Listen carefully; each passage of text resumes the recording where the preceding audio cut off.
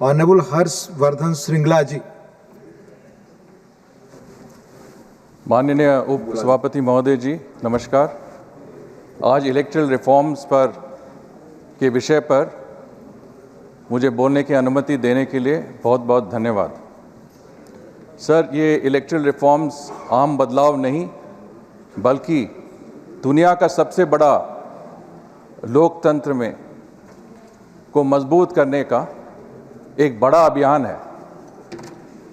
जैसे हमारे माननीय प्रधानमंत्री नरेंद्र मोदी जी हमें अक्सर याद दिलाते हैं, नए भारत का बदलाव अब कोई विकल्प नहीं बल्कि आवश्यकता है। Sir, as someone who has represented his country in different geographies across the world, I can say with some confidence that our efforts at electoral reforms are not isolated. Progressive democracies across the world are engaged in a similar exercise of ongoing and regular electoral reforms. They do it for a number of purposes. One, of course, is change.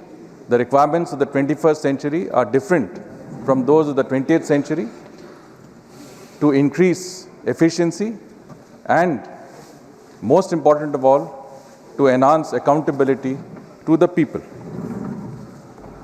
And sir, it is in this very endeavor that the Honorable Prime Minister has also placed before the nation the vision of holding simultaneous elections through the One Nation, One Election initiative. This aims to bring stability, reduce expenditure, and make our democracy more efficient and future ready. Perhaps honorable members are aware that our country conducted simultaneous elections to the Lok Sabha and state assemblies regularly until 1967. Over the decades, fragmented election schedules have led to constant campaign mode, political paralysis, and colossal expenditure. Our high-level committee, chaired by former President Shri Ramnath Kovind ji, was constituted in 2023 to chart the roadmap for simultaneous polls. This committee conducted 65 meetings with stakeholders, including all major parties, legal experts, including former Chief Justices, industry bodies, and citizens. Notably, the committee invited 21,000 public suggestions, and 81% of those responses affirmed support for simultaneous polls. Previously, the Law Commission, in its 1999 report, had earlier suggested simultaneous elections every 5 years. A 2015 parliamentary committee also examined phasing in joint polls. I can tell you that the concept of a single vote cycle for elections at different levels of the government is practiced in a number of democracies across the world. Sir, take the example of Sweden, a country which holds simultaneous elections in every electoral cycle of 4 years on the same date for its general elections, for county elections and municipal elections.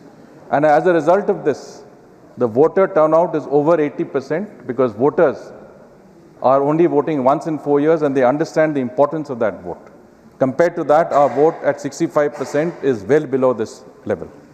Other countries that also follow a one nation, one election system are South Africa, Indonesia, Belgium, the European Parliament, and there are many countries that follow a system which has synchronized elections at different levels, state levels, etc., but may not be exactly all elections. Sir, another reform is One Nation, One Voter list, which has to be seen in conjunction with One Nation, One Election. Currently, in many states, the voters' list for panchayat municipal elections are maintained separately by state election commissions, often duplicating the roles prepared by the Election Commission of India for Lok Sabha and Assembly elections. A common electoral roll was endorsed by the Cabinet in principle. One Nation, One Voter list will save enormous effort and public money while improving accuracy. In fact, the Law Commission in 2015 supported a single voters list to streamline the process.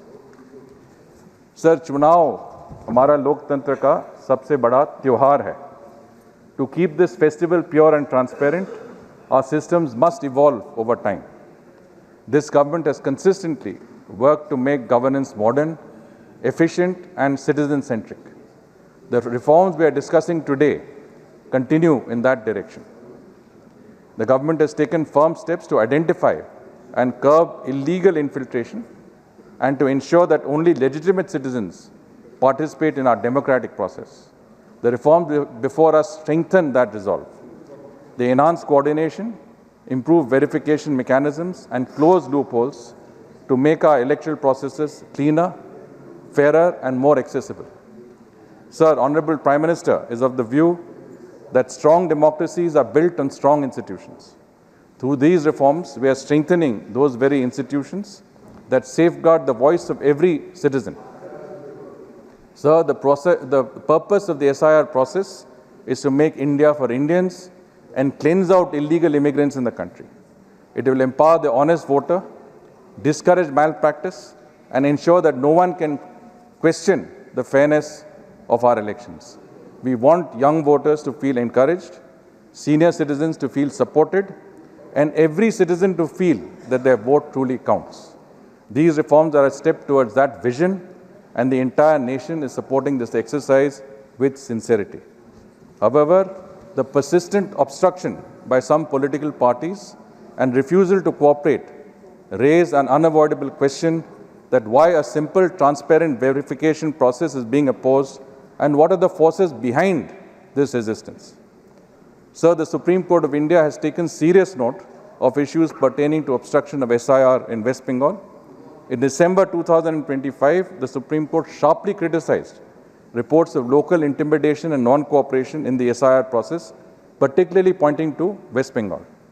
The court warned that continued obstruction of the roll revision could easily cause anarchy and affirmed that the Election Commission's constitutional power to carry out this important exercise. So, ये सवाल हमें पूछना चाहिए कि साधारण मानुष, आम जनता, हमारे देश की आम जनता को क्या चाहिए. और इसमें हमें लगता है कि जो आम आदमी हमारे देश में, उसको चाहिए कि अपना वोट सही तरह गिना जाए, इस वोट को नकली वोट से खराब ना हो और इसीलिए चुनाव के नतीजे बदल ना जाए. हमारे देश में हर कोई यही चाहता है. हम अपने देश में गैर कानूनी वोटर्स और घुसपैठियों को नहीं चाहते, जैसे कुछ जगहों पे ये हो रहा है. इसलिए SIR महत्वपूर्ण है और निष्पक्ष चुनाव के लिए SIR प्रणाली सबसे सही तरीका है. Sir, these electoral reforms also align with our journey of a Viksit Bharat 2047. A developed India needs transparent and modern systems, and our electoral frameworks must be prepared for the future. These reforms reflect the confidence of a rising nation, which is bold in intent and firm in its commitment to democratic integrity. As we move forward with these reforms, we are safeguarding the soul of our democracy. We are ensuring that the mandate of genuine citizens remains pure and protected. इस अवसर पर हमें सरदार वल्लभ भाई पटेल का याद आता है, जब उन्होंने कहा कि भारत के प्रत्येक नागरिक को यह याद रखना चाहिए कि हम सबसे पहले भारतीय हैं और अंत तक भारतीय ही रहेंगे. Sir, these reforms honor the very spirit by ensuring that India's democratic voice belongs only to its rightful citizens. With this commitment, we move towards a cleaner, stronger, and more secure democratic future for our nations. Jai Bharat, Jai Hind. Namaskar. Thank you.